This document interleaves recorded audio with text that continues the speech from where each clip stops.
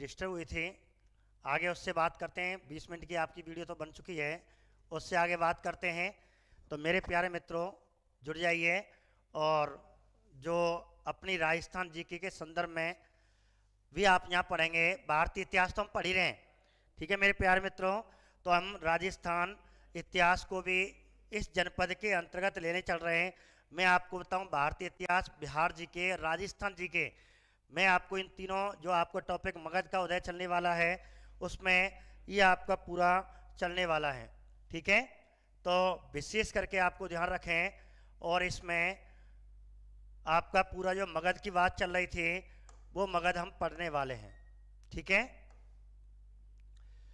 तो कल हमने इसके बारे में थोड़ा मैं शीघ्र ले रहा हूँ। सामान्य परिचय जो हमने कल पढ़ चुका था, रिवाइज के रूप में मैं आपको करा रहा हूँ। तो प्यारे मित्रों, मेरे जितने भी प्यारे मित्र जुड़ चुके हैं उनको राम राम, ठीक है। और अब हम इस मगध को पढ़ रहे हैं। तो आपको दिखाई दे रहा होगा, आशा करता हूँ आपको बहुत अच्छी तरह दिखाई दे रहा होगा। अब देखिए मगध जनपद, कल की जो क्लास थी उसको मैं रिवाइज कर रहा हूँ। जैसे मैंने आपको बताया भारत में उस समय मगध, और मगध में मैंने आपको बताया था कि और मगध ये कौन सा राज्य है, मगध किस राज्य में आता है। तो मैंने आपको बताया था बिहार, ठीक है। ये आपको विशेष करके ध्यान रखना है, कौन से राज्य में, बिहार राज्य में, ये आपको ध्यान रखना है प्यारे मित्रों। सरिता चौधरी, सुरेश जी, तनु चौधरी, तनु धाकर जी, गुड आफ्टरनून सर, ठीक है। आप सबका सर, जितने भी मेरे प्रिय मित्र भी जुड़े हुए हैं, मेरे साथी भी जुड़े हुए हैं, उनको राम राम, ठीक है। बात करते हैं आगे। तो मेरे कुछ मित्र जुड़ चुके हैं और जुड़ने वाले हैं, सभी को धन्यवाद।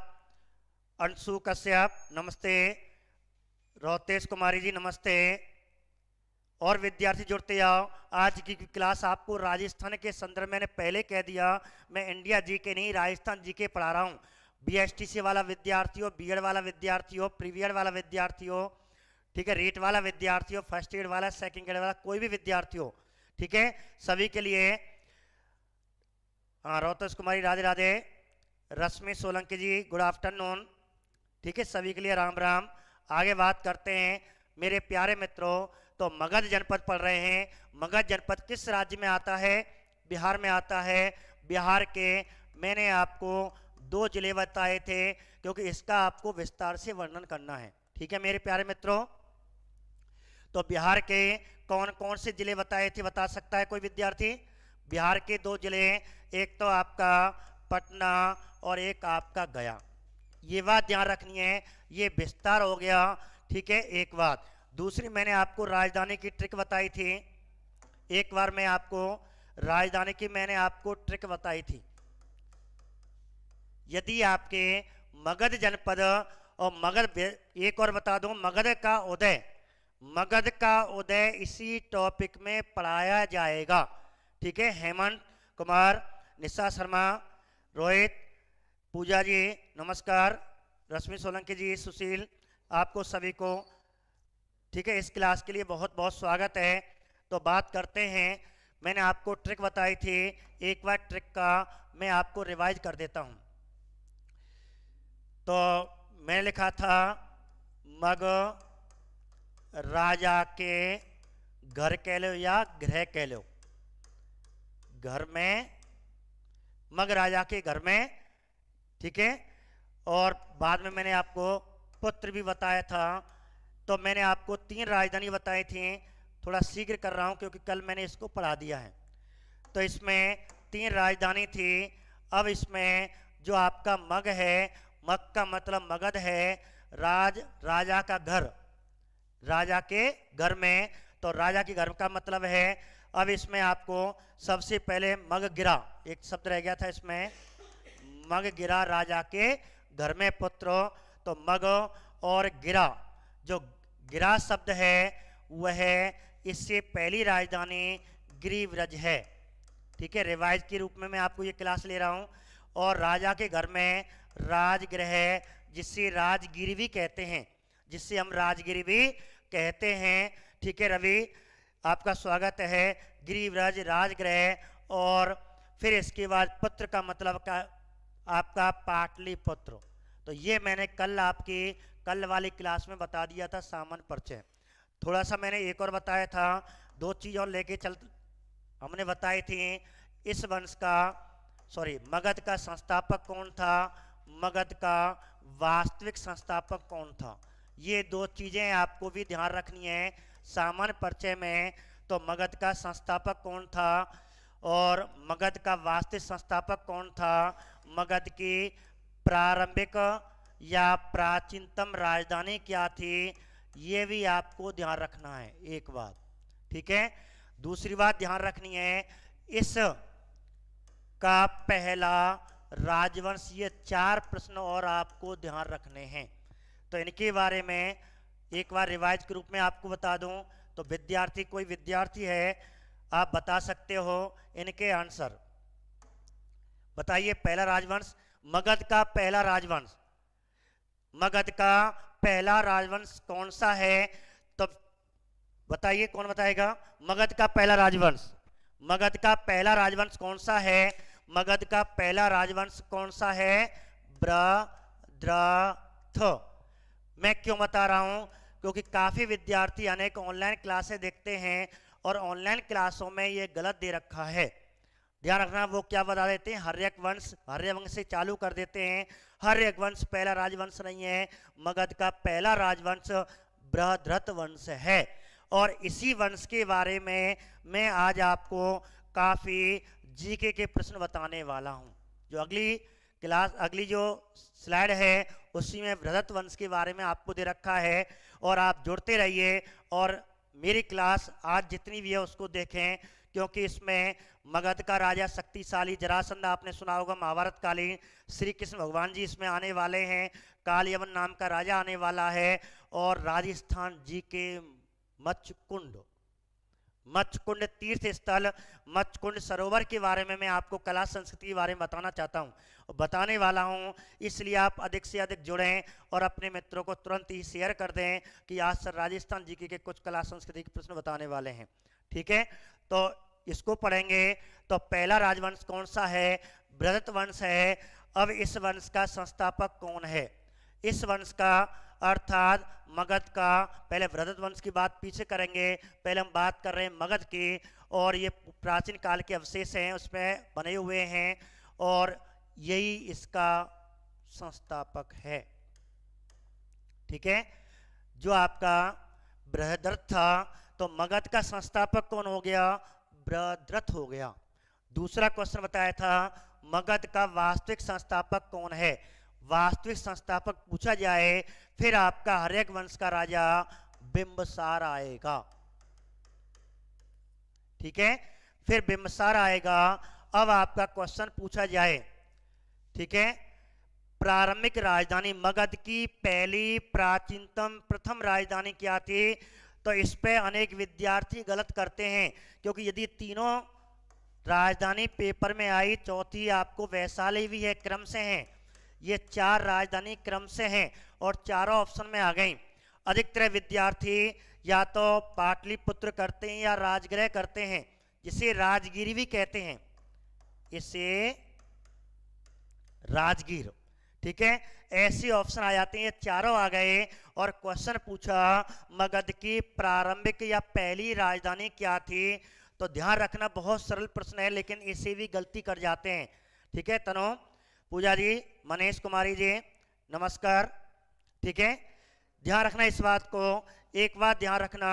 तो आंसर पहली राजधानी आपको स्पष्ट रूप से दिखाई दे रही है, तो आपको ऑप्शन में गिरिव्रज मिलेगी। हाँ, यदि गिरिव्रज नहीं है तब आपको क्रम बाई क्रम देखते जाओ। या मगध की राजधानी है, अब देखो एक क्वेश्चन, 2 क्वेश्चन ध्यान से सुनना। मगध की पहली प्राचीनतम या प्रथम राजधानी पूछे तब आपको गिरिव्रज करना है। यदि पूछे मगध निम्न में से मगध की राजधानी है, निम्न में से मगध की राजधानी है, महाजनपद काल में निम्न में से मगध की राजधानी थी, या मौर्य काल में या गुप्त काल में प्राय पूछे, ठीक है। 3 प्रकार के प्रश्न पूछ सकता है। मगध की राजधानी क्या है, मौर्य काल में मगध की राजधानी, गुप्त काल में मगध की राजधानी, सर्वाधिक सबसे प्रसिद्ध राजधानी। अब बताइए आंसर क्या आएगा, योगेश जी बताइए, जितने मेरे प्यारे मित्र जुड़े हुए हैं बताइए। क्वेश्चन आ जाता मगध की राजधानी, तो बताइए इसमें से आपको, और यही आपके 4 ऑप्शन हो गए, ठीक है। अब बताइए आंसर क्या होना चाहिए, बताए कोई। राजगढ़, पाटलिपुत्र, पूजा जी ने पाटलिपुत्र, रश्मि जी ने राजगढ़ बताया, राजगृह बताया।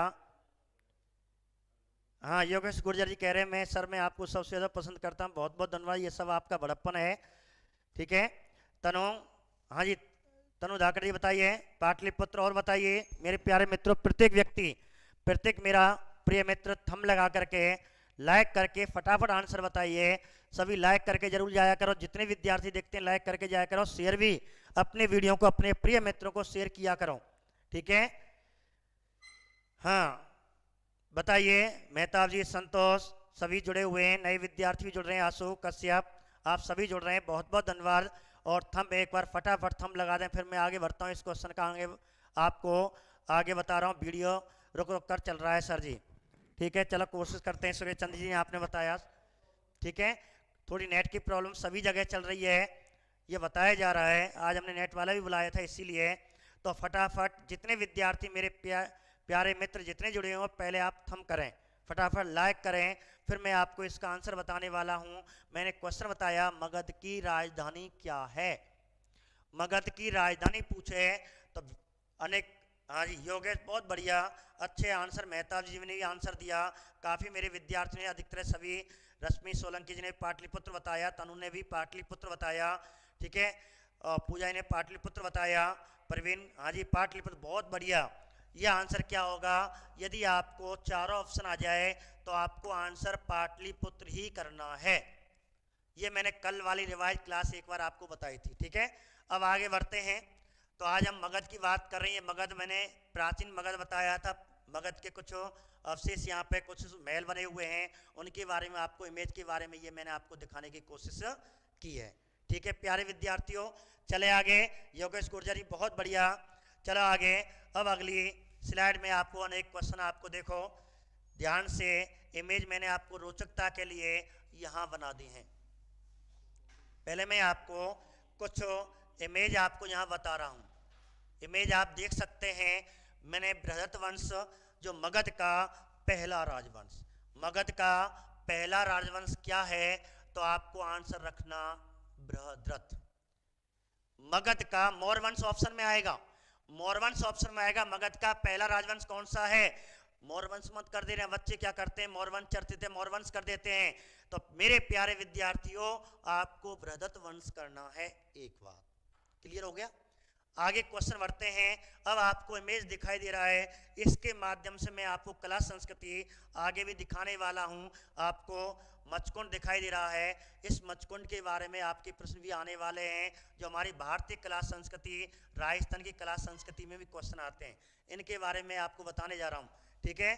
तो आप जुड़े रहें अंतिम, जब तक मेरी वीडियो चले, आपको अंतिम समय तक मेरी क्लास में आप जुड़े रहें। तो बात करते हैं, और एक दो कहानियां भी आपको सुनाने वाला हूं। मैंने पहले कह दिया, नानी की जगह मेरा नंबर आया जो मान लो। तो चालू करें मेरे प्यारे विद्यार्थियों, सुनिए क्वेश्चन। इस पे पहला क्या हो गया, हमें तो क्वेश्चन निकालने हैं, आनंद भी लेना है, कहानी की नुमा टॉपिक भी समझना है, एग्जामिनर कितने प्रश्न बना सकता है, और ऊपर ऊपर से ज़्यादा प्रश्न आते, ज़्यादा हमें गहराई में नहीं आना, लेकिन ऊपर पहला स्तर तो हमें पढ़ना है। तो नंबर 1, तो इस पे क्वेश्चन क्या बनता है, मगध का पहला राजवंश। मैं नाम तो नहीं लेना चाहता, ठीक है, लेकिन आपको बता रहा हूं, ऑनलाइन वीडियो अनेक चल रही हैं, उनमें ये क्वेश्चन गलत बताया जाता है, उसमें हर एक वंश बता देते हैं। ध्यान रखना, मगध का पहला राजवंश बृहद्रथ है, एक क्वेश्चन याद रखना ये चीज। दूसरी बात करते हैं। अब देखो आपको यहां पहला राजा दिखाई दे रहा है, ठीक है, यहां आपको पहला, ये जरासंध दूसरा, और रिपुंजय तीसरा। अब 3 प्रश्न हो गए। पहला प्रश्न क्या हो गया, पहला प्रश्न हो गया, बृहद्रथ वंश का संस्थापक कौन था, एक प्रश्न। पहला प्रश्न तो ये हो गया। ठीक है, बृहद्रथ वंश का संस्थापक कौन था या मगध का संस्थापक? एक क्वेश्चन ये रहा। इसमें दो क्वेश्चन हो गए। संस्थापक दो तरह से पूछ सकता है, इसमें आपको पेपर में दो तरह से आपको संस्थापक पूछ सकता है, या पूछे मगध का संस्थापक, ठीक है, या पूछे बृहद्रथ वंश का संस्थापक। एक बात ध्यान रखनी ये। दूसरी बात, अब बृहद्रथ कौन था? तो मैं आपको बताऊं, महाजनपद काल में, ठीक है, महाजनपद काल में एक जनपद में आपको बता रहा था, आगे जनपद आने वाला है, और एक जनपद था, उस जनपद का नाम है चेदी। और चेदी जो बुंदेलखंड वाला क्षेत्र है, बुंदेलखंड के राजा बसु थे। बसु ने अपने साम्राज्य का विस्तार किया, उत्तर भारत के गंगा इस सोन नदी के किनारे इस क्षेत्र पे आए, और यहाँ उन्होंने एक छोटा सा कस्बा बसाया। कस्बा ही बसाया था, छोटा सा गांव कस्बा के रूप में, कस्बा टाइप का कुछ अपने जो साम्राज्य के लोग थे उनको वहाँ बसाया, और छोटा सा गांव बसाया। उस गांव का नाम, वहीं प्रसिद्ध गांव का नाम है, आप याद रखें, बहुत बढ़िया, आपको ध्यान रखना, और चर्चित है, और उसका नाम है बसुमती, जिसे कोषाग्र ग्रह भी कहते हैं। बसुमती अर्थ है अपने नाम पर ही उसने एक छोटा सा गांव बसा दिया, कस्बा बसा दिया, और यही कस्बा आगे जाके पाटलिपुत्र में परिवर्तन होने वाला है। अब देखिए, अब इसने क्या किया, बसु ने अपने बेटा बृहद्रथ, तो बसु का बेटा कौन हो गया? बृहद्रथ। बसु का बेटा बृहद्रथ था, और बृहद्रथ से कहा कि बेटा जो ये क्षेत्र है, और ये क्षेत्र 5 पहाड़ियों से घिरा हुआ है, मैं तुझे यहाँ का राजा सौंपता हूँ, यहाँ तू अपना साम्राज्य स्थापित कर। इस प्रकार, सविता कुमारी नमस्कार, ठीक है, इस प्रकार, ठीक है, और बृहद्रथ को ये क्षेत्र, और कौन सा क्षेत्र? मगध जो पटना था, जो गया वर्तमान में है, ये क्षेत्र अपने बेटे को सौंप दिया। अपने बेटे को ये क्षेत्र सौंप दिया। इसने कहा कि बेटा तू यहाँ अपना साम्राज्य स्थापित कर। इस प्रकार इस क्षेत्र में, पटना गया के आसपास के क्षेत्र में जो बसुमती नगर बसाया हुआ था, जो बसु नाम के राजा ने, चेदी वंश का बुंदेलखंड का राजा था, उसने अपने बड़े बेटा बृहद्रथ को यहाँ का राजा बना दिया, और यहाँ साम्राज्य स्थापना हो गई, और इसने इसे राजधानी बना लिया। इस प्रकार बृहद्रथ ने सबसे पहले, कहते हैं, और पहले कस्बा बसाया, आकर रहा है, किला फिला कुछ नहीं था, और इस प्रकार आराम से साम्राज्य स्थापित अपने पिता के अधीन, अभी राजपाल के रूप में, एक प्रशासक के रूप में है, ठीक है।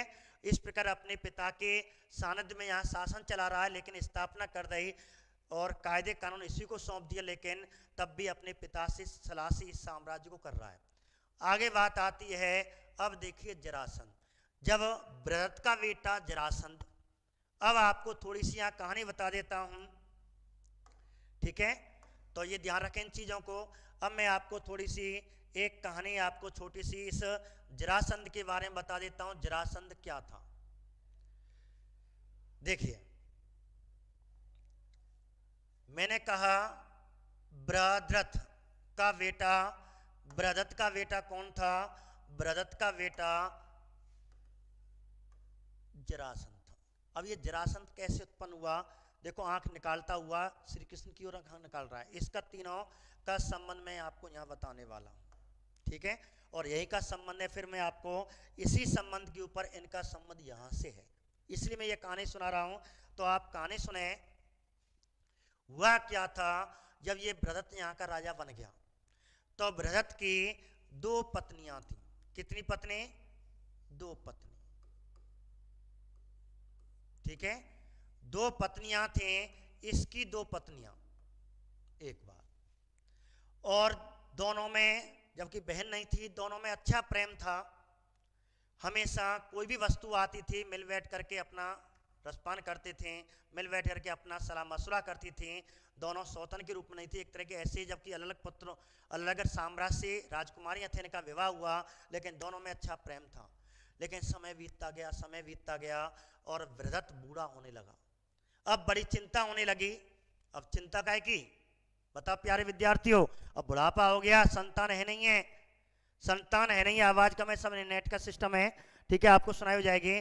अब इस प्रकार चिंता होने लगी और किसी ने व्रत को बताया कि आप अपने कुल गुरु या ऋषि जो हमारे महाराज आए हुए हैं उनके पास जाइए, और इस प्रकार कहते हैं व्रत, और अपने एक महर्षि, उस महर्षि का नाम चंड कौशिक ऋषि था। चंड कौशिक ऋषि के पास कौन गए? व्रत, जो व्रत वंश का राजा था वह गया।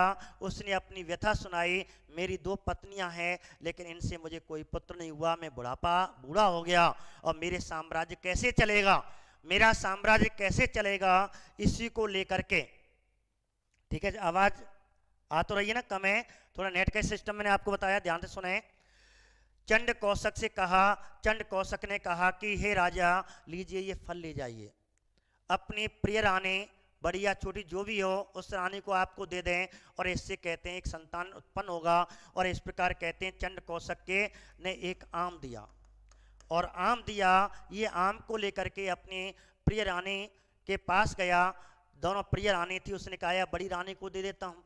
इसने यह आम बड़ी रानी को दिया, बड़ी रानी को दिया। बड़ी रानी से कहा आप अपने इष्ट देव, जो हमारे इष्ट देव हैं, उनकी पूजा अर्चना करके, और ठीक है, अकेले में इस फल को खाएं। अब इस प्रकार बड़ी रानी ने पूजा पाठ की और एक कमरे में अपने शयन कक्ष, हाँ बेडरूम, अपने शयन कक्ष में गई उसे, और आम को एक प्लेट में लिया और चाकू कहते हैं उसे खाने लगी। और जैसे खाने लगी उसी समय पीछे से इसकी अर्थात दूसरी जो रानी थी वो आई, बहन दीदी आप क्या खा रही हो, आज तक तो बिना मेरी, जब तक मैं नहीं आती, अरे मेरे बिना पूछे आपने कोई सामान जो भी वस्तु है उसको बांट करके हमने अपना उपयोग किया है, आप ये क्या कर रही हैं, मुझे भी ये खाना है। मैंने कहा आ जा बहन जी, तू आ जा बेटा, बहन तू आ जा। इस प्रकार चाकू से 2 क्या कर दिया उसके, ठीक है, अब सही आ रही है, वेरी गुड।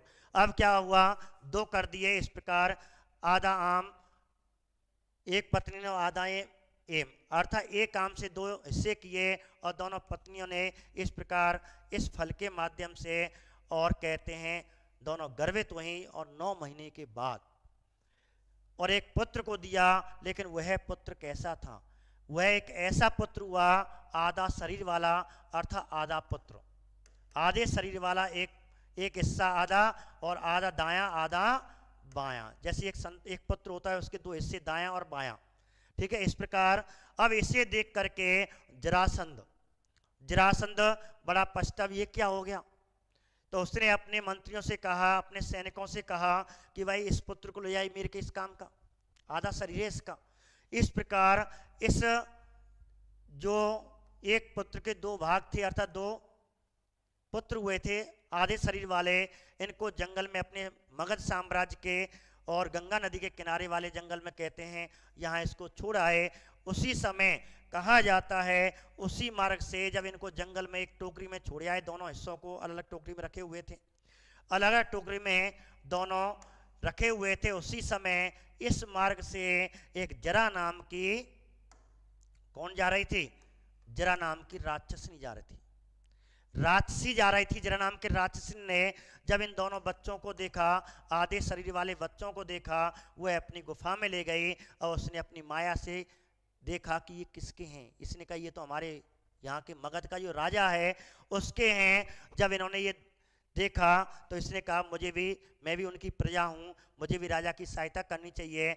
और इस प्रकार कहते हैं उसने अपनी माया से, उसने अपनी शक्ति से, और दोनों कहते हैं दोनों हिस्सों को जोड़ दिया, और इस प्रकार एक पुत्र, दाया बाया भाग दोनों हिस्से जोड़ दिए, और इस प्रकार इसे एक सामान्य नारी के रूप में, राक्षस से अपने सामान्य नारी के रूप में, वली सुंदर नारी के रूप में, और इस पुत्र को लेकर के, और किसके दरबार में पहुंची, जरासंध के दरबार में पहुंची।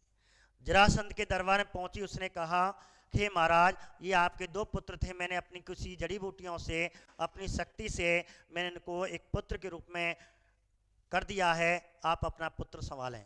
इससे जरासंध बड़ा प्रसन्न हुआ, हे नारी तुम कौन हो और तुम मांगोगे वो दूंगा।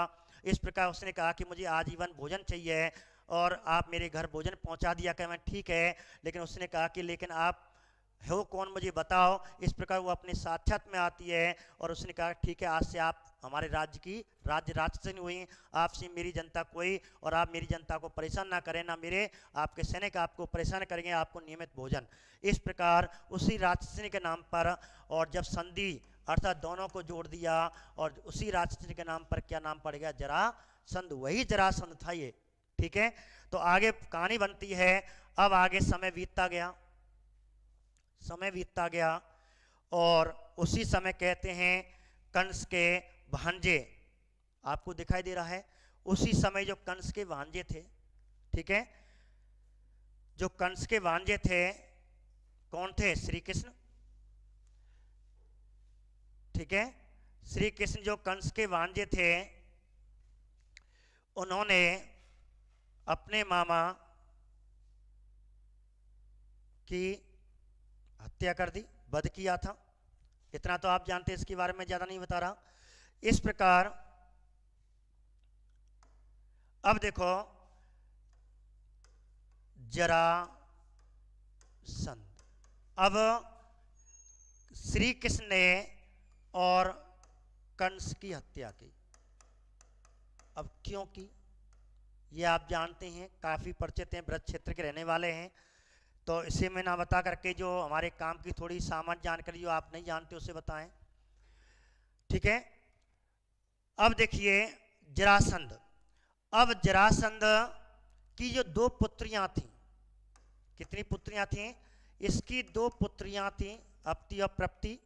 अपति और प्रप्ति दो पुत्रियां थीं। इन दो पुत्रियों का विवाह किससे किया था, अपने मित्र से किया था। कंस जो मथुरा का राजा था, और मथुरा का राजा था, और इसने कहते अपनी बहन के साथ बुरा व्यवहार किया, अपने जीजा के साथ बुरा व्यवहार किया, जेलों में इनकी संतानों को मारा। इस प्रकार अर्थात उसकी बहन देवकी का 8वां पुत्र श्री कृष्ण भगवान विष्णु का अवतार था, उसने इसका वध किया था। और इससे नाराज कौन हो गया, जरासंध, क्योंकि बाकी पुत्रियां तो विधवा हो गई। और इनके पुत्र जो नवासे लगते हैं, नवासा या नवासी जिसे कहते हैं, अब इनके पुत्र अर्थात अपने नवासों को मथुरा दिलाने के उद्देश्य से, और इसने दुश्मनी किससे कर ली, श्री कृष्ण, क्योंकि यादव वंश के व्यक्तियों ने श्री कृष्ण को मथुरा का राजा बना दिया। अब कंस की हत्या करके अब मथुरा का राजा कौन बना था, मथुरा का राजा कौन बना, ठीक है, और मथुरा का जो राजा बना था वह आपका श्री कृष्ण भगवान बने। अब मथुरा के राजा कौन हो गए, श्री कृष्ण हो गए। अब देखो आगे की कहानी, मचकुंड में आपको लेके चल रहा हूं। अब क्या कहानी है, अब मथुरा के राजा बन गए। अब मथुरा के राजा मथुरा को श्री कृष्ण से छुड़ाना चाहता है, कौन, इसकी तो हत्या हो गई। अब कौन छुड़ाना चाहता है, जरासंध। क्यों छुड़ाना चाहता है, क्योंकि इसके पुत्री के जो पुत्रों का संबंध है इससे, और वास्तविक राजा तो वही हैं, अपनी तृप्ति के बेटे हैं, इसलिए अपने नवासों को मथुरा दिवाने के उद्देश्य से और जरासंध ने और मथुरा पर आक्रमण किया। जब मथुरा का राजा कौन है, जब मथुरा के राजा कौन थे, जब मथुरा के राजा श्री कृष्ण भगवान थे। अब श्री कृष्ण पर इसने आक्रमण किया अर्थात मथुरा पर कुल कै बार आक्रमण किया था, तो जरासंध ने महाभारत काल में जरासंध ने जब श्री कृष्ण मथुरा के राजा थे उस समय कै बार आक्रमण किया था, कोई विद्यार्थी बताएगा। हेलो, हाँ भाइयों, विद्यार्थियों,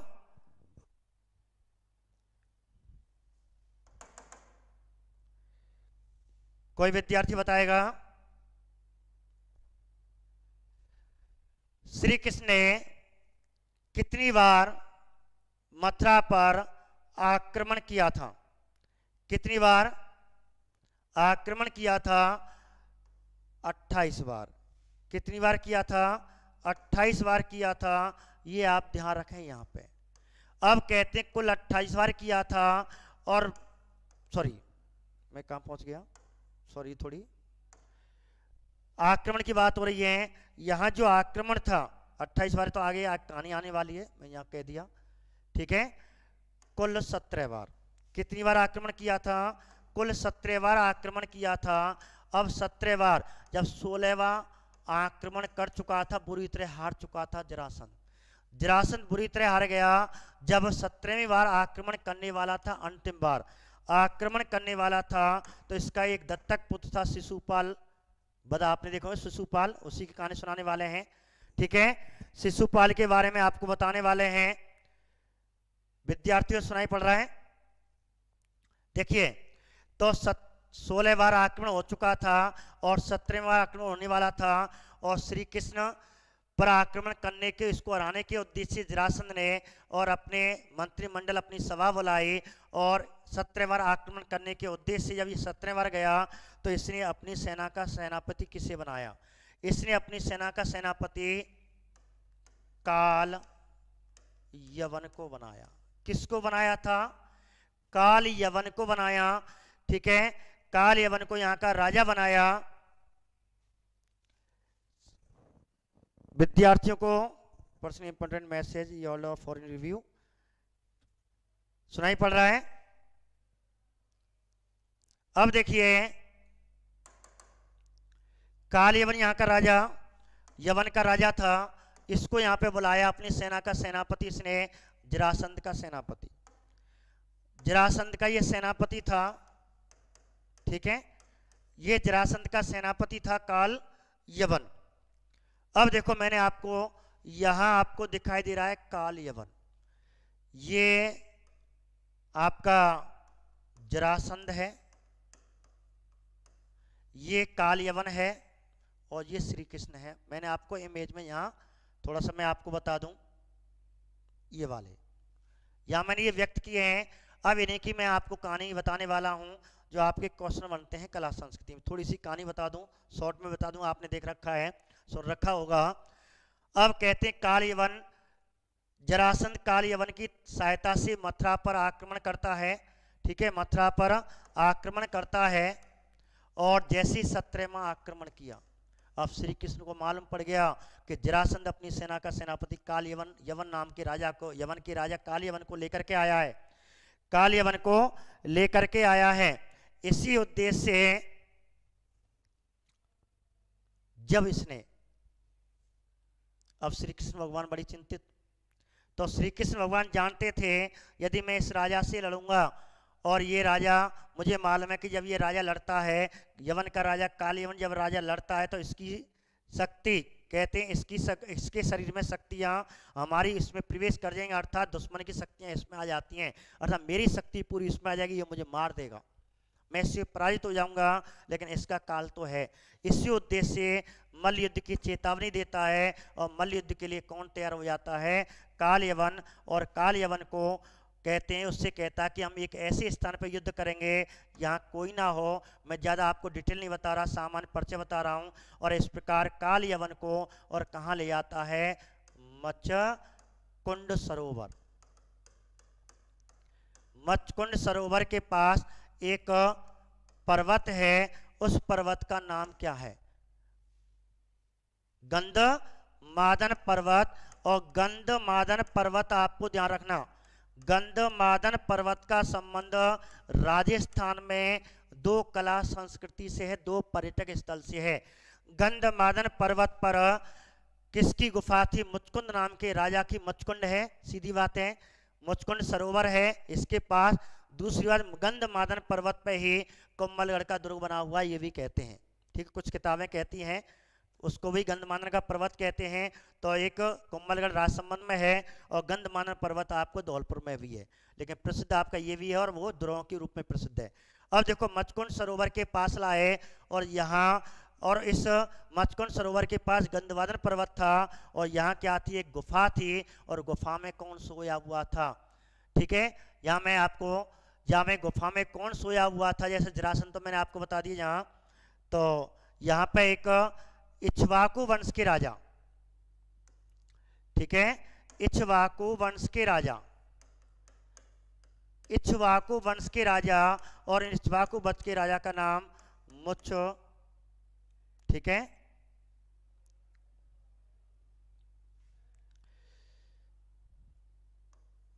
मुचकुंद नाम का राजा था। और कहते हैं त्रेता युग में, त्रेता युग में देवासुर संग्राम में इसने देवताओं की सहायता की थी, असुरों को हराया था। इसी उद्देश्य से देवताओं ने इसे एक कहते हैं कि जब ये अपना पूर्णतः कोई इसका नहीं रहा था, इसी उद्देश्य से आशीर्वाद दिया था। गुरुजी ने उनको सर को बुला देना, ठीक है। और इस प्रकार त्रेता युग में और मुचकुंद नाम के राजा ने देवासुर संग्राम में सहायता की थी देवताओं की। इसी आशीर्वाद से ये गुफा में इसने एक अपना वरदान लिया था। ये सो रहा था, लाखों सालें हो चुकी थी, श्री कृष्ण यहीं आए और यहाँ करके और कहते हैं मथुरा से दौड़पुर भगा लाए। और पीछे पीछे कौन? काल यवन, और आगे आगे कौन? श्री कृष्ण भगवान। और रण छोड़ करके भग रहे थे। मैं आपको बता दूं, रण छोड़ भी कहते हैं श्री कृष्ण भगवान को। श्री कृष्ण भगवान को रण छोड़ कहा जाता है, रण छोड़ कहा जाता है। और इस प्रकार कहते हैं, और इसी काल यवन राजा ने श्री कृष्ण को रण छोड़ कहा था। तो श्री कृष्ण को रणछोड़ भी कहते हैं, ध्यान रखना। ये रणछोड़ नाम किसने दिया था? काल यवन के राजा ने। और आपने श्री कृष्ण लीला में महाभारत में देखा होगा। और पीताम्बर, अपने पीताम्बर को और इसके कहते हैं राजा मुचकुंद नाम के राजा के ऊपर डाल देते हैं। और इस प्रकार ये समझता है कि यहाँ श्री कृष्ण सो रहा है, और इस प्रकार लातों से उसे जगाया जाता है। और इस प्रकार जब मुचकुंद नाम का राजा जब जगता है तो उसकी आंखों से, ठीक है, और अग्नि निकलती है, उससे ये भस्म हो जाता है। उसी समय इसी गुफा में गंधमादन पर्वत पर श्री कृष्ण भगवान ने मुचकुंद नाम के राजा को अपना साक्षात दर्शन कराए थे। यहीं कहते हैं अपने प्रवचन दिए थे। और श्री कृष्ण के कहने पर मुचकुंद नाम का राजा मोक्ष की प्राप्ति हेतु उत्तराखंड में तपस्या करने चला गया। और आगे कहते हैं ये तीर्थ स्थल के रूप में प्रसिद्ध हो गया, क्योंकि श्री कृष्ण भगवान ने यहाँ पे क्या किया था? श्री कृष्ण भगवान ने प्रवचन दिए थे, साक्षात दर्शन दिए थे। और इस कहते हैं उसी समय यह तीर्थ स्थल हो गया। इसी उद्देश्य से यहाँ पे हमारी भारतीय कला संस्कृति आ जाती है, राजस्थान की कला संस्कृति। अब मैं आपको राजस्थान जीके पढ़ाने वाला हूँ, एक बार आप थोड़ा सा नजर दे लें। इसके बारे में क्वेश्चन है आपको, राजस्थान जीके आ गई, क्या आ गई? राजस्थान जीके। एक बार आपको इसे देखें प्यारे विद्यार्थियों, कमेंट नहीं आ रहे, क्या नेट नहीं चल रहा, क्या बात है? पता नहीं कैसे बच्चे शांत हो गए क्या? हाँ, मुझे सचेत करें कि हम जाग रहे हैं। रामपाल फौजदारी नमस्कार, ठीक है। पूजा सिंह जी, हाँ आगे कमेंट करें, कमेंट शायद रुक गई। तो आगे बात करते हैं, पता नहीं क्या है, तो आगे बात करते हैं। मेरे प्यारे विद्यार्थी जुड़े रहो। अब देखो, मैं आपको राजस्थान की कला संस्कृति आपको यहाँ बता रहा हूँ। राजस्थान की कला संस्कृति आपको देखो, इस इमेज में मुचकुंद तीर्थ सरोवर दिखाई दे रहा है। और यहाँ आपको ये मुचकुंद तीर्थ सरोवर है। इसके पीछे पहाड़ी तो इसमें नहीं आ पाए, गंधमादन पर्वत नहीं आ पाया। वहीं इसकी गुफा, मुचकुंद नाम के राजा यहाँ तब वहाँ पे लेटा हुआ था, सोया हुआ था लाखों सालों से। वो कहानी श्री कृष्ण भगवान ने यहाँ दर्शन दिए थे। और इस प्रकार कहते हैं उस समय से ये मुचकुंद तीर्थ सरोवर प्रसिद्ध हो गया। इसी उद्देश्य से यहाँ के पाल वंश के राजाओं ने 8वीं सदी में और श्री कृष्ण भगवान की इस घटना और मुचकुंद नाम के इस राजा के उपलक्ष्य में यहाँ पे पाल राजाओं ने पूजा गृह बनवाए, जो आपको मैं थोड़ा इमेज करके आपको बताने जा रहा हूँ। देखिए, आप कभी धौलपुर जाएं, मुचकुंद जाएं, तो चारों तरफ पूजा स्थल ऐसे हवन कुंड बने हुए हैं, ठीक है। पाल वंश के राजाओं ने यहाँ पूजा स्थल बनवाए थे, और ये पूजा स्थल यहाँ पे बने हुए हैं। और अब क्वेश्चन आपको मैंने ये इमेज क्यों दिखाए? अब यदि क्वेश्चन आ जाता है धौलपुर में मुचकुंद तीर्थ सरोवर के किनारे पूजा स्थल बने हुए हैं, इनका संबंध किस राजवंश से है? इनका संबंध किस राजवंश से है? ऐसे पूछा जाए, इनका संबंध किस राजवंश से है? तो आपको पाल वंश के राजाओं से, ठीक है। और आप जानते हैं, जब हम आगे पढ़ाने वाले हैं पाल वंश, जब कन्नौज का त्रिपक्षीय संघर्ष आएगा, उसमें पालों का संबंध आएगा। और पाल वंश का जो संस्थापक था गोपालक था। पाल वंश का जो कहते शक्तिशाली राजा था धर्मपाल था, जिसने बिहार में विक्रमशिला विश्वविद्यालय बनवाया था। तो यही राजा हम आपको पढ़ाने वाले हैं। अब तो आपको ध्यान रखना, केवल ये ध्यान रखना, मुचकुंद धौलपुर में मुचकुंद तीर्थ सरोवर के किनारे पाल राजाओं द्वारा निर्मित पूजा गृह चारों तरफ बने हुए हैं। ये पूजा गृह किसने बनवाए थे? हम दर्शन करने तो जाते हैं, लेकिन हम नहीं जानते इनका निर्माण किसने करवाया। तो पाल वंश के राजाओं का संबंध है, आप ध्यान रखें, ठीक है। तो मेरे प्यारे विद्यार्थियों, इस पे आप विशेष करके ध्यान रखें। पाल वंश के राजाओं का संबंध है एक बात। ये क्वेश्चन तो आपका ये हो गया, ठीक है। अब देखो, इसको बाद में समझाएंगे। अब यहाँ शेर शिकार गुरुद्वारा, बहुत बढ़िया प्रश्न है, राजस्थान में धूम मचाने वाला प्रश्न है।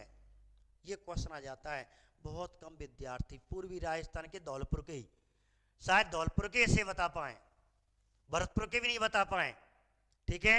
बहुत अच्छा प्रश्न है मेरे प्यारे विद्यार्थियों।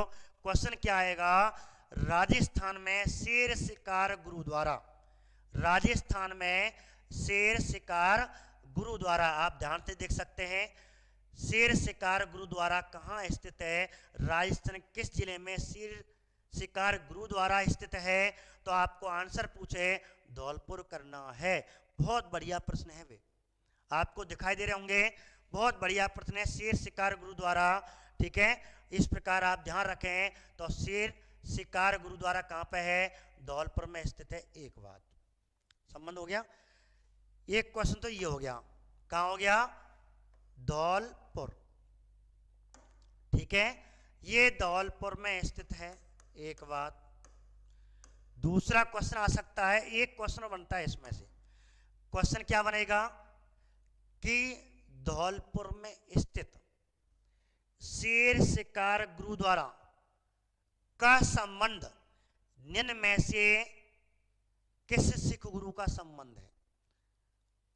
निम्न में से अर्थात शेर शिकार गुरुद्वारा किस सिख गुरु के सम्मान में निर्माण करवाया गया? तो आप बता सकते हो इसका आंसर, कमेंट जरूर करें और आंसर देने की कृपा करें कि धौलपुर के शेर शिकार गुरुद्वारा, धौलपुर के, ठीक है, शेर शिकार गुरुद्वारा का संबंध किस सिख गुरु से है? तो आपको ध्यान रखना, ये भी बहुत बढ़िया प्रश्न है। मैं आपको क्या बता रहा था, धौलपुर में स्थित शेर शिकार गुरुद्वारा का संबंध किस सिख गुरु से है? तो आपको आंसर पूछे तो ध्यान रखना, 10वें सिख गुरु। बताओ कौन है 10वें सिख गुरु? कौन है 10वें सिख गुरु? गुरु गोविंद सिंह, ठीक है। अभी क्लास आपकी होने वाली है, गुरु गोविंद सिंह। तो आप जमे रहें, गुरु गोविंद सिंह। अब मैंने आपको यहां दो प्रश्न बताए। एक प्रश्न क्या बताया, शेर शिकार गुरुद्वारा किस जिले में स्थित है? धौलपुर में। दूसरा प्रश्न, धौलपुर का शेर शिकार गुरुद्वारा का संबंध किस सिख गुरु से है या किसके सम्मान में निर्माण करवाया गया? गुरु गोविंद सिंह। कहते हैं 17वीं सदी में जब गुरु गोविंद सिंह ग्वालियर विजय अभियान के लिए जा रहे थे, ग्वालियर की ओर जा रहे थे, यहाँ पे उन्होंने विश्राम किया है सरोवर के किनारे। अचानक कहते हैं शिकार इस पर आक्रमण कर देता है और निहत्थे गुरु गोविंद सिंह और एक ही बार में किसकी हत्या कर देते हैं? शेर का वध कर देते हैं उनके सम्मान में। इस प्रकार जब भी आप जाएं तो इसके पीछे यहीं से दिखाई दे जाएगा, इसी की जो आपके बने हुए हैं महल बने हुए हैं पाल वंश के राजाओं के, इनसे पीछे ही आपको यहाँ, ठीक है, ये गुरुद्वारा आपको दिखाई दे जाएगा। बहुत ही मान्यता है और 10वें सिख गुरु का संबंध है, ये ध्यान रखें, ठीक है। बहुत बढ़िया प्रश्न है, ऐसे प्रश्न आने चाहिए हमारे कंपटीशन में, ठीक है। अब बात करते हैं मचकुंड के मेले की, ठीक है। अब बात करते हैं मचकुंड के मेले की, ठीक है। अब देखो यहां मैं आपको इसके बारे में, मचकुंड के मेले के बारे में आपको बता रहा हूं।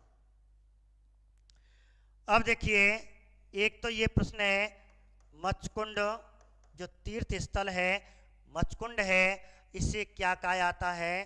तीर्थों का मामा, तीर्थों का मामा, तीर्थों का भांजा, सॉरी, तीर्थों का मामा। मैं 3-4 प्रश्न बताने वाला हूं। एक है, मैंने आप पहले बता दिया आपको, तीर्थों का मामा। एक है तीर्थों का भांजा, उधर ध्यान चला जाता नेट की तरफ, ठीक है। ये 2 प्रश्न हैं इस पे। एक और, चलो एक और है, नीला पेन ले लेता हूं। तीर्थों की नानी, ये 3 प्रश्न हैं, ठीक है। तीर्थों का मामा, तीर्थों का भांजा, तीर्थों का नानी। अब तीर्थों के नाने किसे कहते हैं? देवयानी को, जो जयपुर में है सावर, एक बात, ठीक है, जयपुर सावर में है। अब यदि क्वेश्चन आ जाए तीर्थों का भांजा किसे कहते हैं, तो मच कुंड तीर्थ स्थल को धौलपुर को कहते हैं, मचकुंड को कहते हैं। मामा आ जाए, अब मामा, ठीक है, अब मामा कहे राजा कह ले तीर्थों का तीर्थराज कह लो, तो ये पुष्कर के लिए आता है, अजमेर। तो ये आपको ध्यान रखना, इतना तो आप जानते हैं, ठीक है। अब जो क्वेश्चन आपका जो इंपॉर्टेंट है, शायद आप नहीं जानते, उनको थोड़ा सा मैं आपको यहाँ बताने वाला हूँ, इस पे ध्यान दें आप।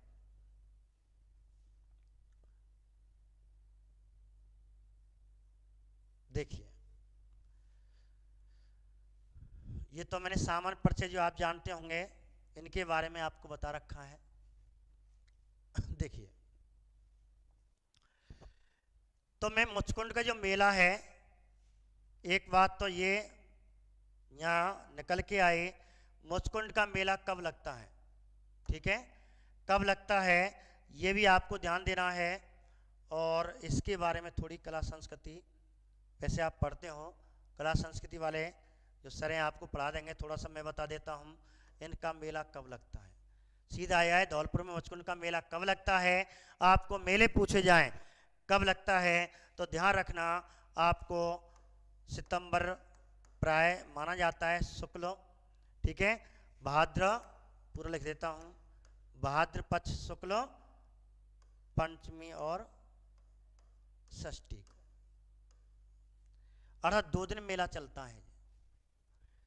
धौलपुर में मुचकुंड का मेला भाद्र शुक्ल पंचमी और षष्ठी को चलता है। एक बात ये ध्यान रखना, मेला कब बढ़ता है, इस तिथि को बढ़ता है। दूसरी बात, ठीक है, कौन सा मेला चल रहा है, मचकुंड का,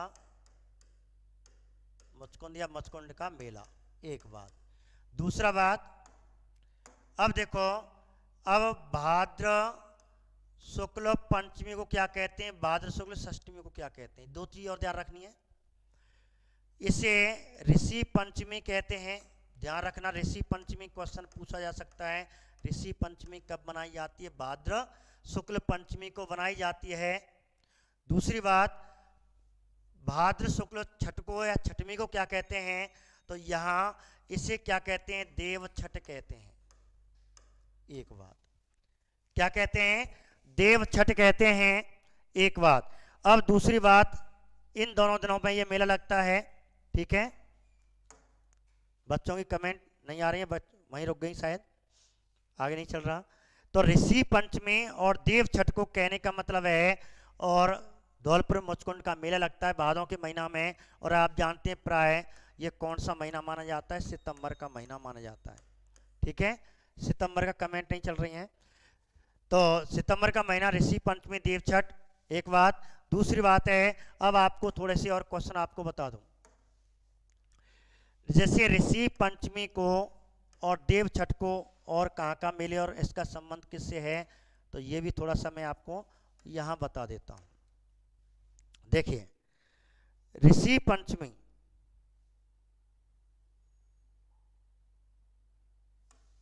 यहां आपको कुछ चीजें आ रखें, देव छठ का मेला भी आ रखें, और देव छठ का मेला भी शायद 2 जगह आपको हमारे यहाँ राजस्थान में लगता है, ऋषि पंचमी के यहाँ भी, और सप्त ऋषियों की पूजा होती है, सप्त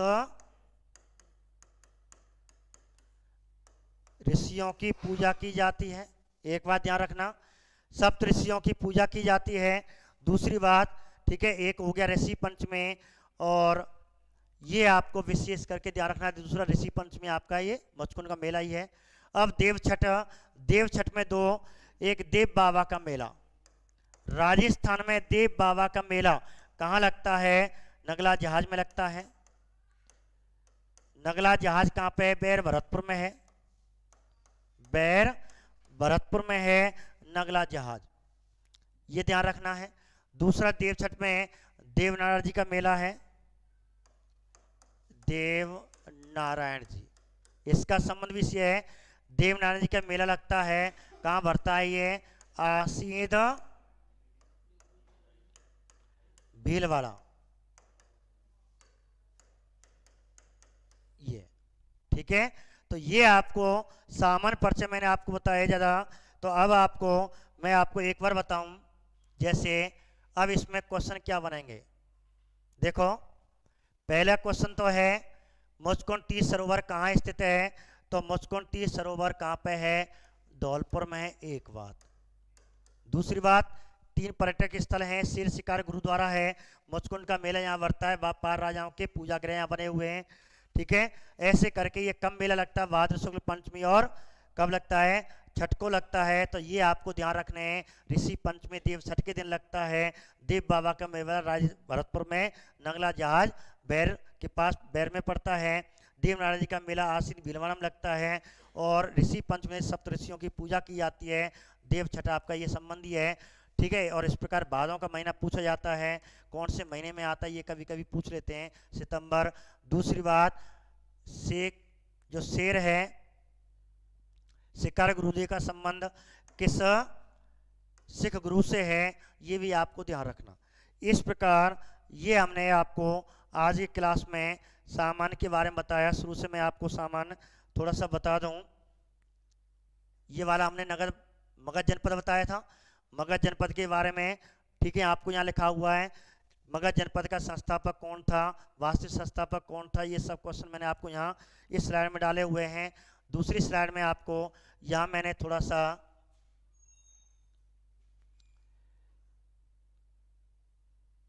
बृहदवंश के बारे में बताया था।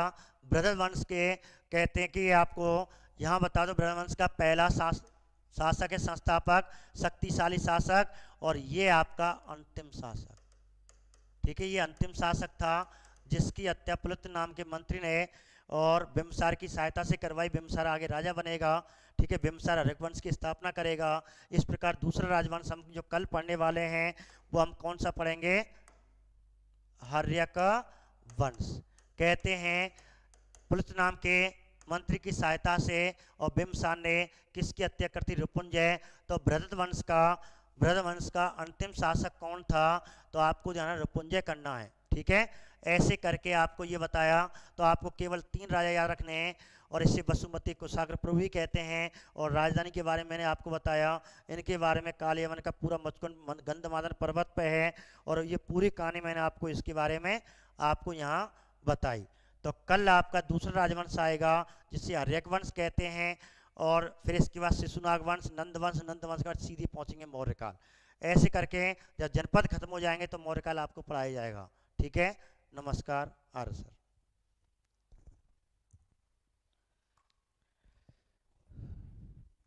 चली ना रही बच्चा, रुक गो मई के मई।